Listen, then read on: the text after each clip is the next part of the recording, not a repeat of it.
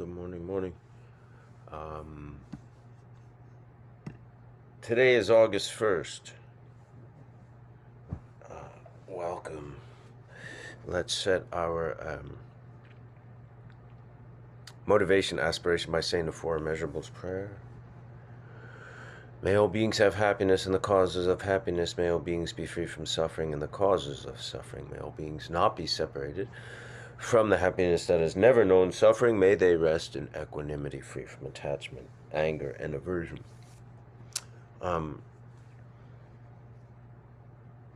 So we're going to start with meditation. I have a few readings, and then we can answer questions if we have them. Let's start with the 9 purifying breaths. Probably most of you have done this. We imagine the 3 channels. The central channel is blue. The right channel in men is traditionally white, and in women is traditionally red. It's not essential that it be that way. Depending how you identify yourself as either male or female, or neither. So you can determine, the blue is the center, but you can determine which goes where. I use the white on the right. The white channel corresponds to anger, as its negative emotion, where the energy of anger flows, and also its opposite, which could be patience and compassion, right? The other side, the red, the negative emotion is attachment, which can be lust or greed, jealousy, those things, and its opposite, which is generosity and kindness and love. Central channel is blue. Negative emotion that works in that region is ignorance, and its opposite, wisdom, positive quality to that channel. We take our right hand, we make this Vajra fist, thumb to the ring finger closed, and I go to the opposite. So I go from the right to the left. We're going to breathe into that right channel, hold it,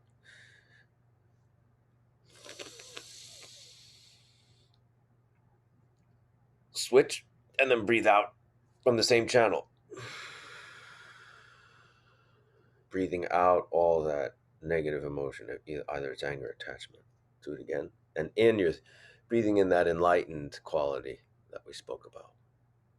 Patience, or love, or compassion.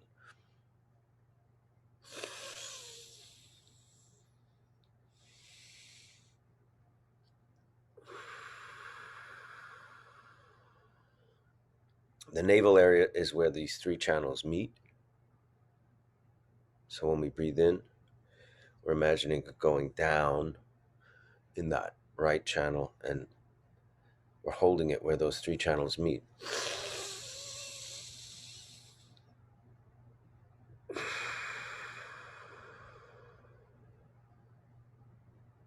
Going to the opposite, left hand to the right side.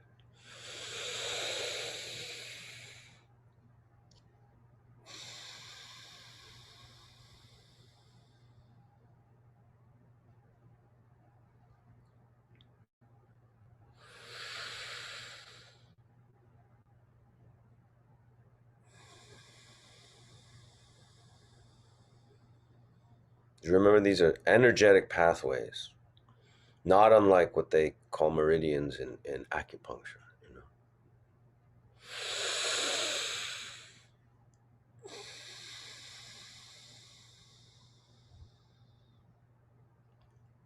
Now we're going to work with the central channel, the blue channel, which is a little bit thicker than the others. And when we breathe in, we're going through both nostrils, and the in-breath goes on both of the side channels, the red and the white, and then sits at the bottom where they're all joined. And now we breathe out through the blue channel. We're breathing out ignorance of not knowing our true nature, which is interdependent and non-dual, with everything, oneness of all, the true nature of mind.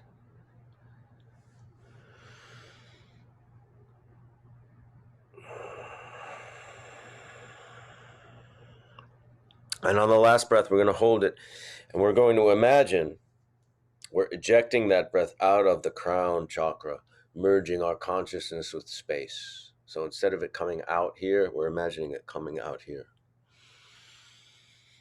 And we can eject it a little bit forcefully.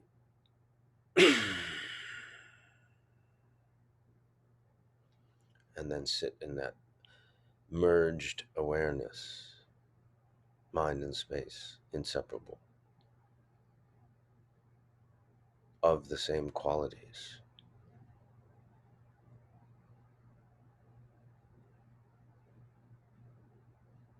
When Tibetans refer to the mind, they refer to it being here, not here. Mind not being brain. Brain perhaps being the operating system or interface between mind and the world that we perceive through our sense faculties and physical aggregates and stuff, but the mind as separate from the brain as an entity. When the brain dies, the mind does not. The mind enters the bardo until it moves on to the next life or reaches enlightenment.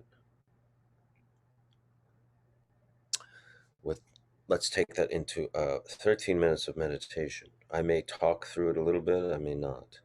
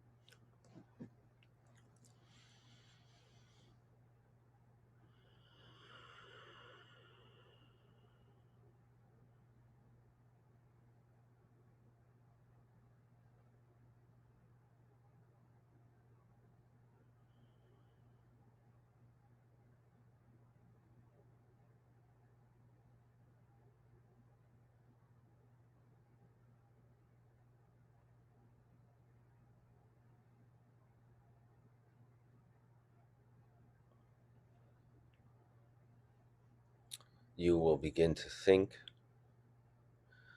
and the aim here is to become aware of the fact that you're thinking, and then apply technique that we're practicing.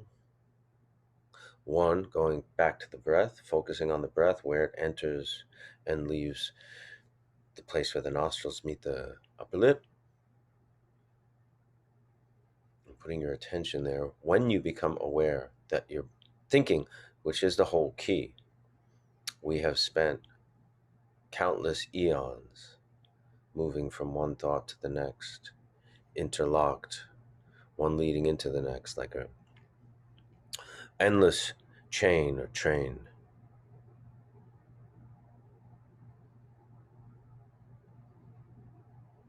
The other technique, which also relies on the fact of becoming aware of the fact that we're thinking, is imagining the thought being a cloud that has arisen in the sky, crystal clear, limitless, unstained sky of the mind. It's not separate from the sky, yet it is not the sky. It is not independent of the sky. It has arisen from the sky, will dissolve back into the sky, and will not affect the sky at all. Same thing with thoughts in the mind.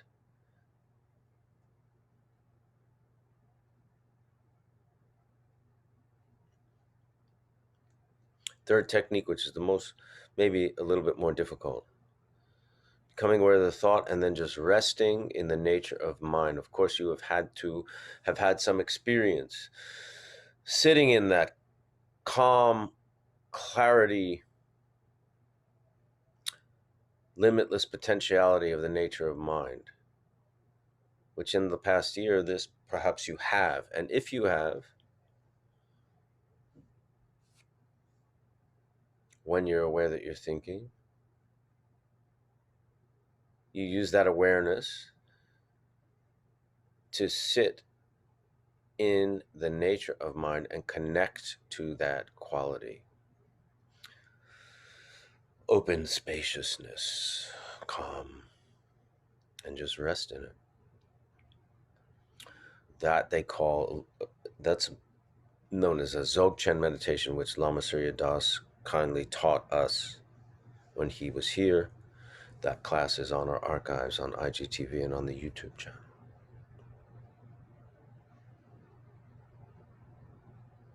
All these rely on the fact of you becoming aware. So by sitting in the posture, centering yourself, calming down the breath, becoming, becoming aware of the breath, slowing down the breath, we can actually look at the mind and become aware of the thought.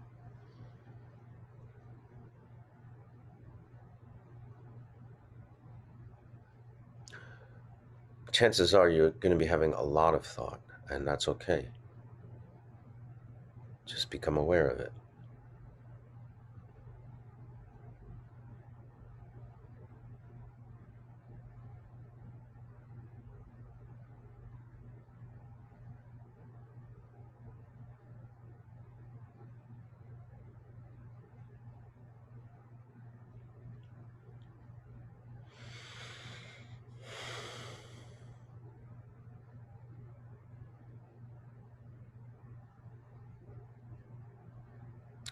Become aware of it until the next thought arises. Become aware of it, apply the technique until the next thought arises. But it's that space between the thought that we're really exploring and connecting to.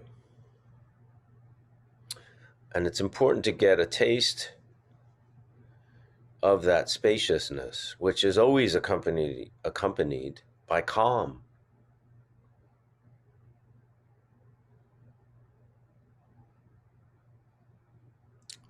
And an absence of our neurosis, right?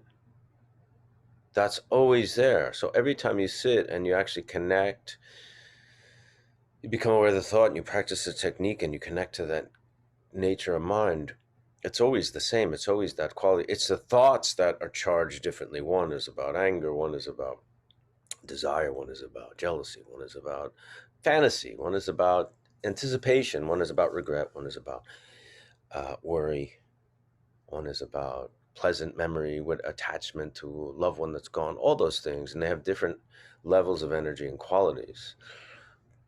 We become aware of whatever that is, apply a technique or sit in the nature of mind. And we always return to that place of calm, which should bring us confidence that that is there. That is our Buddha nature, ultimately, when it's in essence, that is, like Garchen Rinpoche said, Buddha is not the name of a man, it's a name of mind. And he did not mean that metaphorically. He meant that literally.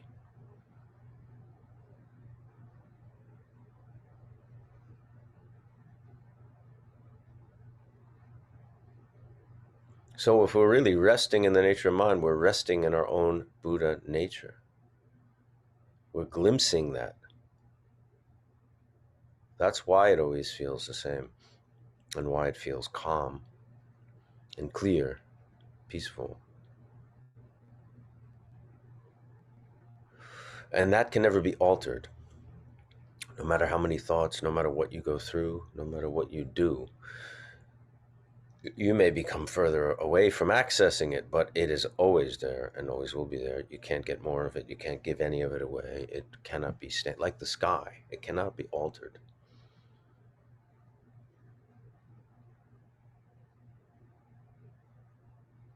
No matter what arises in it, storms or clouds, or the sky-like nature of itself is always there.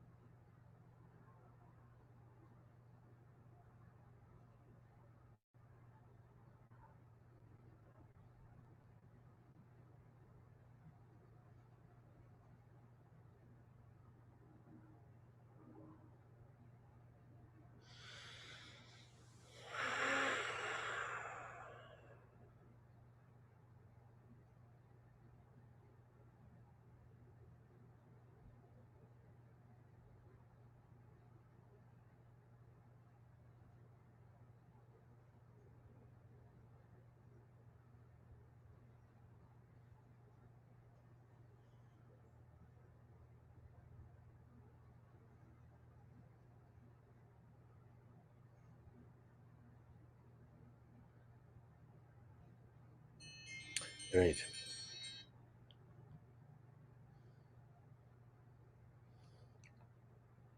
Okay.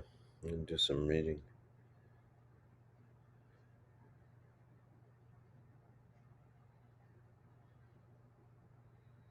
Okay. This is by Mingyur Rinpoche, Mingyur. My training has introduced me to the spacious awareness of my natural mind. We compare this awareness to open skies and oceans, references meant to invoke immeasurable vastness.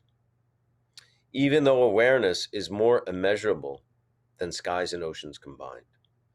Once we learn to recognize the ever-present quality of awareness, to let go of the conditioned and contingent mind and recognize that we are this spacious awareness, then our thoughts and emotions manifest as waves or clouds inseparable from awareness. With recognition, we no longer get carried away by the stories that keep our minds spinning in repetitive cycles or jumping around like a crazy monkey.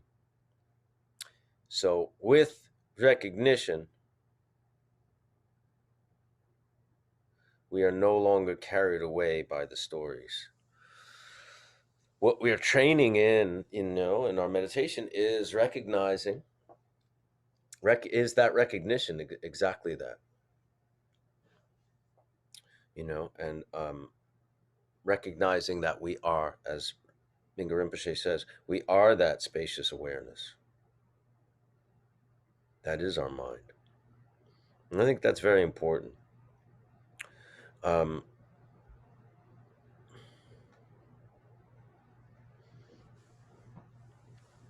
We see reality through a very subjective point of view that's based on our own, the limits of our own sense faculties, physical aggregates and stuff like that.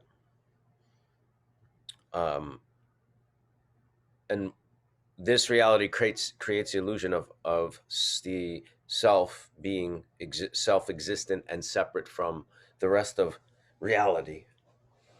And that is just a very subjective point of view, and in many ways a delusion. Not unlike how to a fish, the ocean is a perfectly acceptable place to live and a home. Or to us, that would be impossible. We see an ocean as maybe something you want to go for a swim in. You can't drink it because it's salt water. Some places it's extremely cold and you wouldn't even want to go swimming in it. It's the same water, right? It's just, so whose reality is correct? They're both right. But how could they both be right if the ocean is just one thing? It's not two different oceans. It's two different perceptions, right? Which one's correct? This is by the Karmapa, 17th Karmapa. The Buddhist view of love and compassion is based on the common ground shared by all sentient beings. Others are just like us. They experience pleasure and pain. They want to avoid suffering and be happy. And this is the fundamental reason which motivates us to develop love and compassion. When we know how to practice correctly, no one is excluded from our love and compassion. And not to elaborate on the Karmapa, and no being is excluded, be it human or not.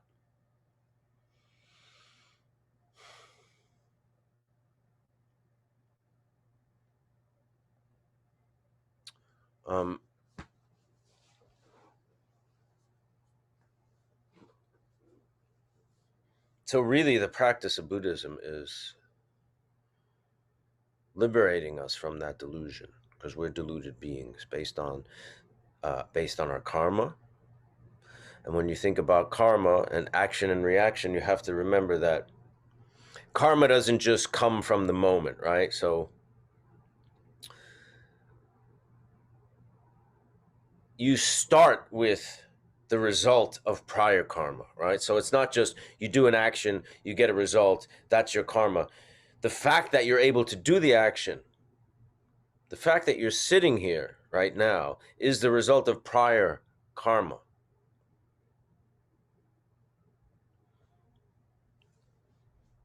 When you consider karma, you have to consider that endless chain that has led through many lifetimes to this point.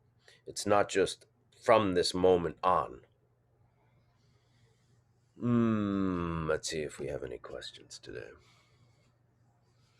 The last few days have been rough with my anxiety, and it's been interfering with my meditation. I use breathing techniques to make myself present, but my mind still wanders. Well, any other tips besides just focus on breathing? Well, you asked that right at the beginning of class, so I did talk about 2 other techniques. I mean, if you're dealing with anxiety, you may need some other kind of help, all right?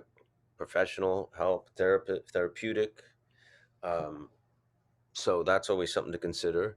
And the other techniques, not just breathing and focusing on the breath, but the imagery we use, the sky, nature and mind. The mind will wander. I mean, my mind wanders all the time, I have to say, and I'm applying technique all the time. So I don't just sit for 13 minutes and I'm in the nature of mind without thoughts. And I've been meditating for a long time.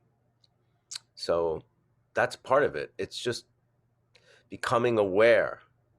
Your mind will wander. The idea is to become aware of the fact that your mind wandering and using the 3 techniques. I'm sure there's many more. Those are the ones we use here. And it takes, it takes a lot of time to we're talking about relating and dealing with our mind in a way we haven't done in, ever.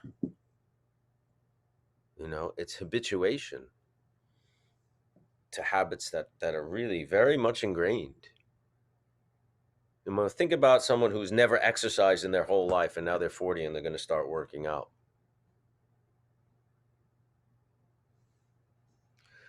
I would love to hear little reviews on the mirror mind and the Chan ideal of not too.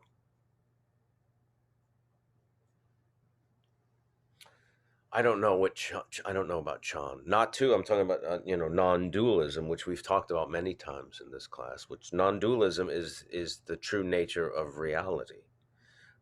Like I was saying about us seeing things from a very limited, narrow, subjective slice based on our sense faculties and our physical aggregates in this form. That does not define reality. It's one subjective point of view, right? If you read a book, you may read it and hate it. Someone else reads it and it's the greatest thing they've ever read and changes their life. Well, who's right? It's the same book.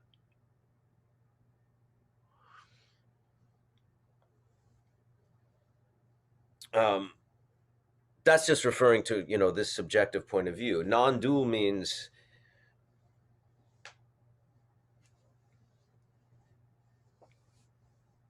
oneness, and we talk about that in terms of quantum physics and physics, that there is real, that on a molecular subatomic level, we're not what we think we are, right? We're particles and waves, and as is everything else,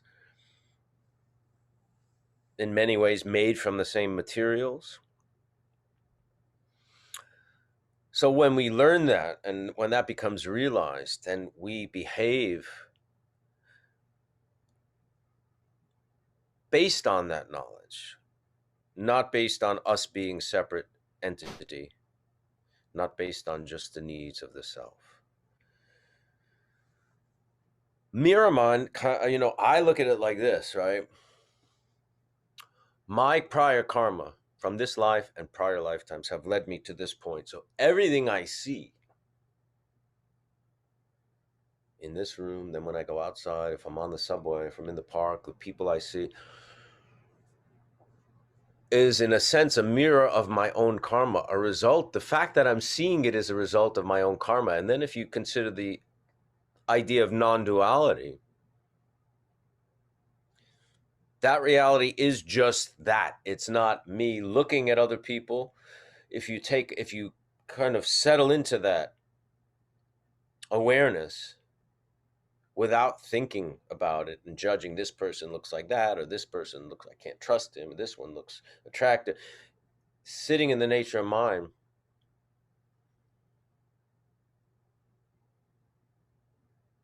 there's no separation in a way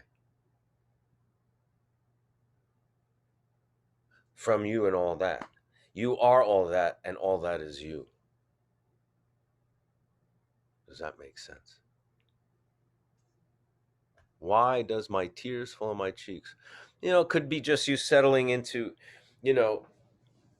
sometimes our thoughts, being lost in thoughts and making plans and thinking about the past and thinking about the future and stuff kind of keeps us away from perhaps emotion that we're not dealing with. So when you're just settling your body and settling your mind and your thought and your breathing, often emotions that have been bubbling beneath the surface come up. And that's normal. And that's fine.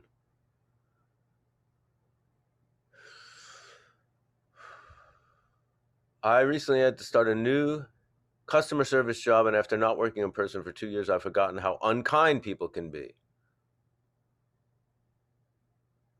How do I stop taking this personally?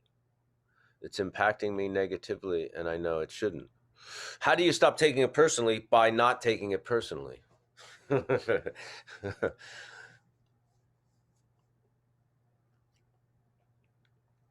Right?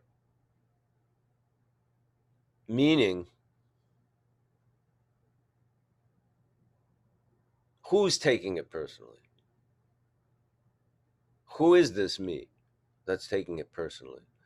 Who is this me that this person is being mean to? Is it your brain? Is it your face? Is it your thoughts of what you did in this morning? If you really take these teachings to heart and you really start to think in terms of not, like we said, non-duality and being delusion,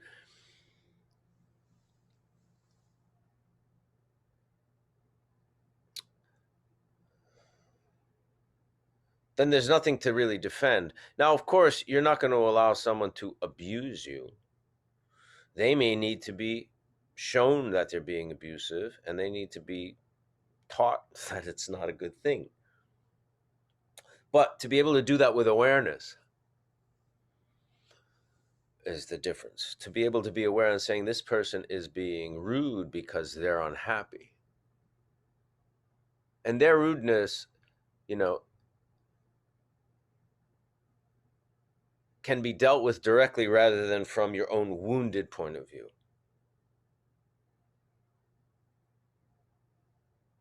Easier said than done, and takes a lot of training and trial and error.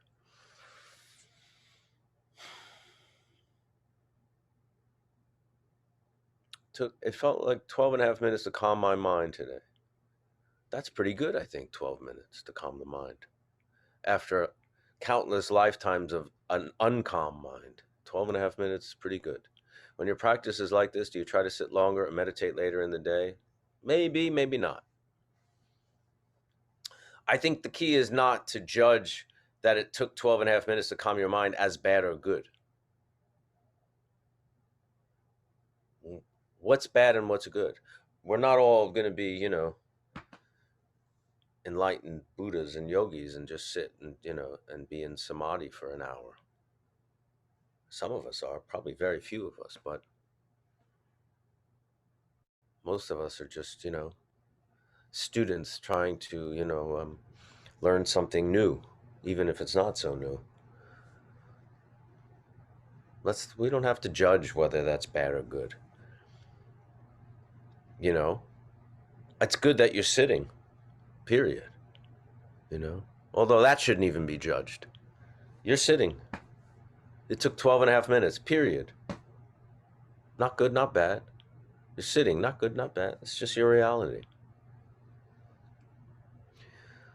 Is there anything you struggled with when beginning meditation in Buddhism? Sitting still, meditation, that's no longer a struggle. When I started or became a Buddhist, I thought I would take refuge vows, become a Buddhist, maybe go see a teaching once in a while, read a few books, and that would be it. And I don't know, maybe life would be different, or somehow that I didn't know what I expected. And I had a teacher who said, "Well, here's your practice right now. This takes about 20 minutes every day." And I was like, "20 minutes a day? No way! You mean I got to wake up 20 minutes earlier so I can do this practice every day? There's no way I'm going to do this." Um,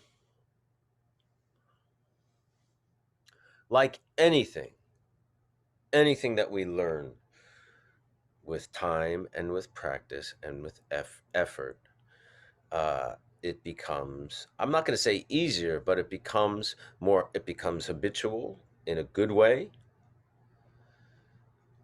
You start to learn deeper what the importance of it is. You start to learn why it's necessary. It starts to inform many different areas of your life, not just this new little, I'm stressed and I want to not be stressed and I'm going to sit in the morning for 20 minutes. It starts to become, like we talk about, meditation is not just for the cushion. Like we say, this is meditation practice. Well, what are we practicing for? It's like you rehearse something to perform it, right? You rehearse a play, so you perform a play. You rehearse playing songs so you can perform these or record these songs. Well, what are we rehearsing? What are we practicing so we can live as Buddhists or as whatever you want to define yourself as? When I rest in nature of mind, is it my mind only or something like a universal mind? Both.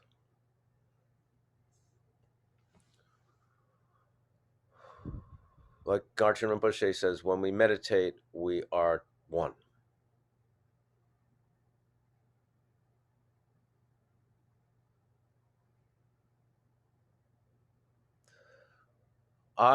I'm grateful because these techniques help me, but I'm wondering, how did the facts of the line, the mother, the father, etc., who found out these facts?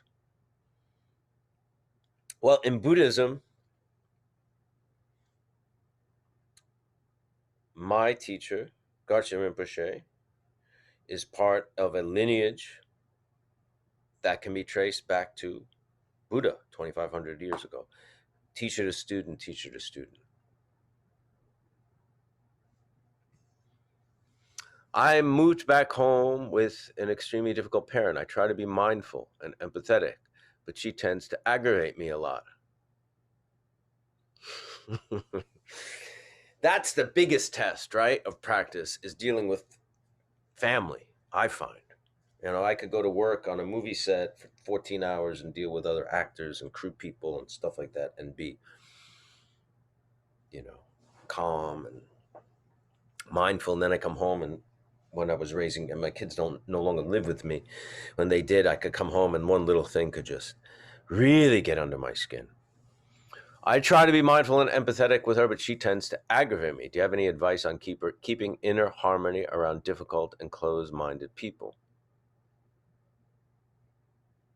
Practice, meditation practice, bringing the awareness that we cultivate in the practice to your interactions with this person, and trying to cultivate compassion for this person, because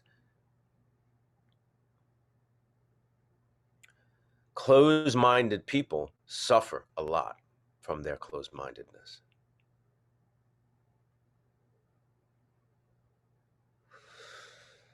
So if we cultivate compassion for them, that could help as well. And like I say, I'm not talking about allowing people to abuse or mistreat us. Only we can really allow that, and we shouldn't. But we can work on our reactions, especially in family. A lot of these dynamics are very old and have been in place for many years. That's why our buttons can get pushed so easily. But we have a practice now to deal with our mind and bring awareness to situations where we didn't have awareness in the past, where we would just react emotionally based on habit, conditioning. So mindful, practice in cultivating awareness. You can bring awareness to a situation where your parent is pushing a button. It's almost as if you were cultivating this little buffer of time, where instead of in the past it would be they do something, we react. They push our buttons, we get angry, whatever. Now we're cultivating almost this little delay. Like in radio, they would have a 7-second delay, which meaning if you were being interviewed on the radio and you did a profanity, they had 7 seconds to press a button and cut that out. It wasn't immediately broadcast in the moment. It's almost like we're cultivating something like that. Instead of just lashing out at anger in response, that delay gives us the ability to measure maybe our response, to make it more productive. I don't, make it more conscious. Does that make sense? My second session today, I fell asleep. Yeah, that can happen. Although it's hard to fall asleep when you're really in this kind of position, in this really posture. It's not the easiest thing. Can you talk more about happiness and karma? I keep thinking ancient people who lived hard times died in their 20s, losing most of their children. I love to think they could still live in me. That sounds more like you're talking about soul. The Buddhists don't believe in the soul because they don't believe in the concept of self. When we talk about reincarnation in a Buddhist point of view, you have to talk about what is being reincarnated. It's not this kind of self-contained soul that is Michael, that will move on like a spirit into this next being, because they don't believe in the concept of self. They think self is an illusion and a delusion we've become habituated to based on our sense faculties, our physical aggregates, and our karma. But what does go on, basically what really goes on is karma. I like to look at it as almost this energetic field that is not based on any kind of Michaelness, but literally based on some kind of positive or negatively charged energetic nexus that the next being will kind of physicalize and actualize.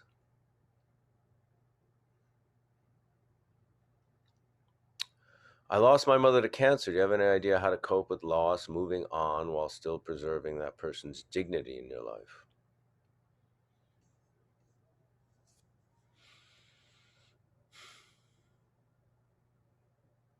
No, I don't know. Loss is very hard and very painful.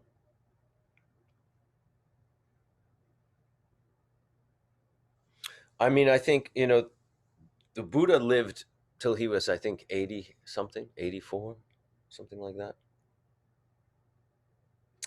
And they say his greatest teaching was his death, because in Buddha being an enlightened being, showed his students and followers that even he, as an enlightened Buddha, was impermanent.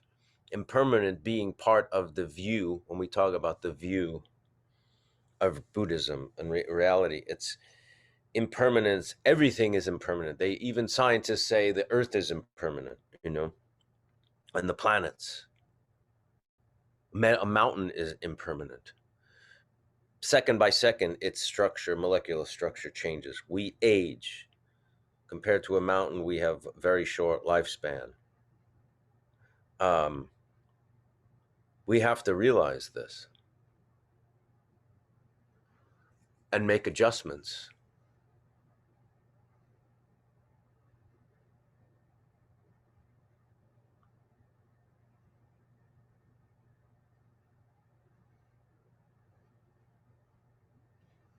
I started to meditate for a minute a day, and it is great. Thank you. Well, now you should move on to 2 minutes a day, Antonio. If you can do 1 minute, you can do 2. From where you started, from where you are today, sitting in this shared moment, is there anything that surprises you about what you've learned most? Yeah, how much I didn't know. That's really shocking, actually. Not that I know that much, but what I didn't know was immense. And I didn't know that I thought I knew a lot, and I didn't know anything before. Just how ignorant I was.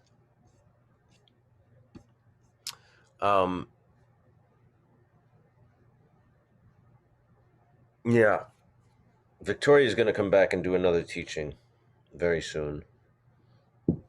She's much more knowledgeable on these topics than I am. I was waiting for a furniture delivery, and the time boundary to delivery to my building was fast approaching. The anticipation, excitement, annoyance was beginning to overwhelm me. I remember there was a better way to spend my time, and I sat and meditated. It was difficult. The thoughts were almost constant, yet I found value in spending time working to find the clear space. Oh, and the delivery worked out.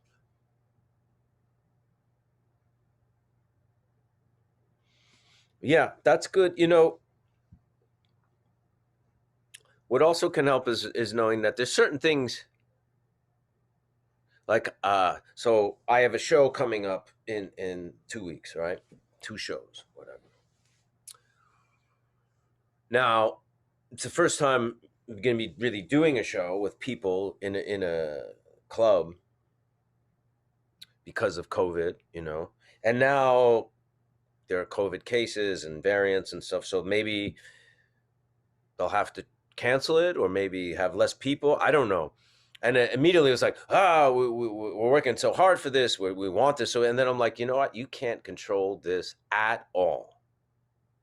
So why even have anxiety about it, or even think about it, or try to make alternative? It's like the Serenity Prayer we've mentioned here before. Grant me the ability to accept the things I cannot change, the courage to change the things I can, the wisdom to know the difference. Well, I have no control over if in 2 weeks the situation in New York is going to need a complete shutdown of public events. I have no control over that at all. Yet I felt my mind going to, well, what are we going to do? That's going to be bad. I'm going to be disappointed. It's like, it's such a waste of time to go there. Nothing at all I can do. No control. And that in itself is kind of liberating. Something else is going to happen. If they cancel it, well, something else is going to happen. We'll do it down the road, or maybe we'll never do it. Well, maybe we'll do something else. Maybe we'll do it online, whatever.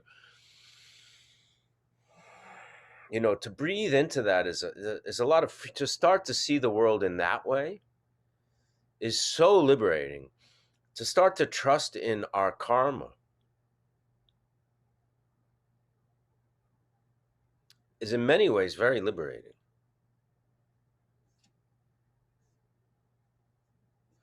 Okay, if you have any questions, last minute questions, send them now. Otherwise, we can close today's class. Thank you for being here. Okay, I think we got everybody. We'll be here next week.